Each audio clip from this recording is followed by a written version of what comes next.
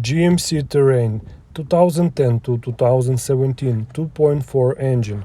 ABS sensors are located on the back side of the wheel hub. To access the rear ABS sensor, you need to remove the brake rotors.